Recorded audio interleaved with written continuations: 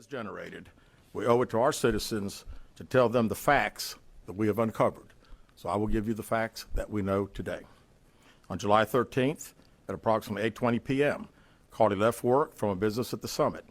Surveillance video from her place of employment shows Carlee concealed a dark-colored bathrobe, a roll of toilet paper, and other items belonging to the business prior to her departure. She ordered food from Tzatziki's at the Colonnade and traveled there. She then traveled to Target on 280, where she purchased some granola bars and Cheez-Its. From there, she remained in the parking lot at that shopping center until 9:21 p.m. when she drove to I-459. Carlee communicated on her cell phone with individuals known to her while on her path of travel up to the point of calling 911 at 9:34 p.m. And at this time, we will play the 911 call in its entirety.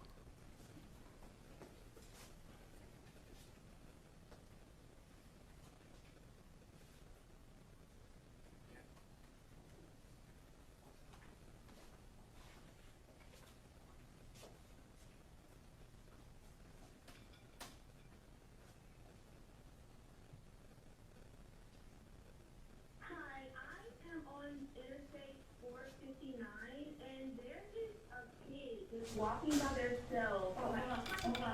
Where on 49 are you? I'm right next to the exit 10 by the Hoover Med, like to get off by the Hoover Med. Okay, so you're before the exit? Yes. Okay, were you headed southbound or northbound? Like towards Tuscaloosa or towards 280? Towards Tuscaloosa. Okay, and was the child on the left or right side? On the right side. Were they walking northbound or southbound? They're walking towards Tuscaloosa. Walking southbound? Or how old do they look? Like a toddler, like maybe like 3 or 4. Did you pull over with them? Are you still with them? Yes. Okay, are you with the child right now? No, I'm not. I didn't get out of the car. I can see them though. Do you mind staying and keeping an eye on them until we get there? Yeah, sure, yeah. Okay, what kind of car are you in? I'm in a red Mercedes-Benz. Is it a sedan or SUV? SUV. I mean, it's a sedan. Sorry. Can you put your hazards on for me? Yeah, they're on. Okay. Did you talk to the child at all, or did you say anything to them? No. Okay. No. Do they look like they're injured? No, they don't. Are they white, black, Hispanic, or Asian? They're white. Okay. Is it male or female? I think it's a boy, a little boy. White male? Okay. So is he wearing clothes? Yes. Okay. What is he wearing? It's a white t-shirt, and it doesn't look like he has any pants on. It looks like a diaper. And you don't see any cars anywhere? No, no cars anywhere.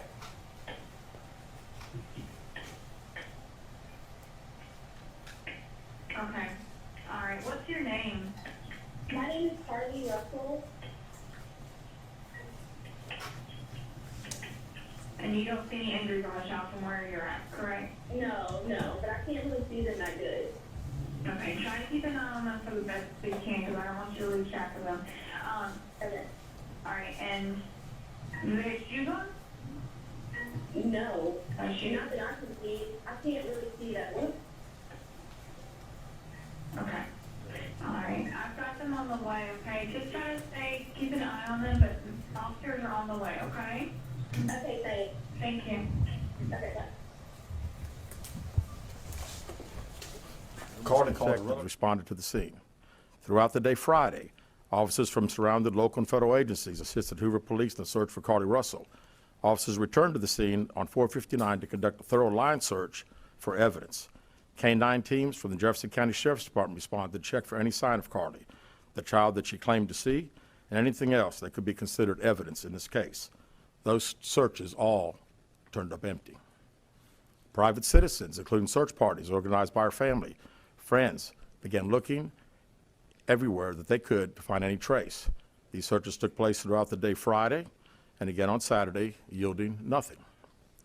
At 10:44 p.m. on July 15th, the Hoover 911 center receives a call from Carlee's residence stating that she returned home on foot. In subsequent investigations, detectives obtained surveillance footage of Carlee walking down the sidewalk alone prior to arrival at her residence. She was conscious and speaking with paramedics when she was transported to UAB. Detectives were able to obtain a brief statement from her prior to being treated and released. During the statement, she told detectives that while traveling down the interstate, she saw a baby walking down the side of the road and called 911. She stated when she got out of her vehicle to check on the child, a man came out of the trees and mumbled that he was checking on the baby. She claimed that the man then picked her up and she screamed. She stated he then made her go over a fence. She claims he then forced her into a car, and the next thing she remembers is being in the trailer of an 18-wheeler. She stated that the male was with a female. However, she never saw the female, only hearing her voice. She also told detectives she could hear a baby crying. She told detectives the male had orange hair with a big bald spot on the back. She said she was able to escape the 18-wheeler and fled on foot, only to be captured again and then was put in a car. She claimed she was then blindfolded but was not tied up because the captor said they did not want to leave impressions on her wrists. She said that they took her into a house and made her get undressed. She believes they took pictures of her, but she does not remember them having any physical or sexual contact. She stated the next day she woke up and was fed cheese crackers by the female. She said the woman also played with her hair, but could not remember anything else. At some point, she was put back in a vehicle she claims was able to escape while it was in the West Hoover area. She told detectives she ran through lots of woods until she came out near her residence. During this interview, detectives noted that Carlee had a small injury to her lip, and she claimed that her head was hurting. She also had a tear in her shirt. Detectives also noted that she had $107 cash in her right sock. Out of respect for Carlee and her family, detectives did not press for additional information in this interview and made plans to speak with her in detail after giving her time to rest and conducting this analysis. Part of what data includes several internet searches in the days leading up to their disappearance that I think are very relevant to this case. On July 11th at 7:30 a.m., the term, "Do you have to pay for an Amber Alert?" was searched. On July 13th at 1:03 a.m., the day of her disappearance, the term, "How to take money from a register without being caught," was searched. On July 13th at 2:13 a.m., the day of her disappearance, the term, "Birmingham Bus Station," was searched. On July 13th, 2:35 a.m., a search for a one-way bus ticket from Birmingham to Nashville was conducted with a departure date of July 13th. On July 13th at 12:10 p.m., a search for the movie Taken, a film about abduction, was conducted. There were 2 searches related to Amber Alerts on a computer at Carlee's place of employment, including one regarding the maximum age of an Amber Alert. There were other searches on Carlee's phone that appeared to shed some light on her mindset, but out of respect for her privacy, we will not be releasing the content of those searches at this time. We've asked to interview Carlee a second time, but have not been granted that request.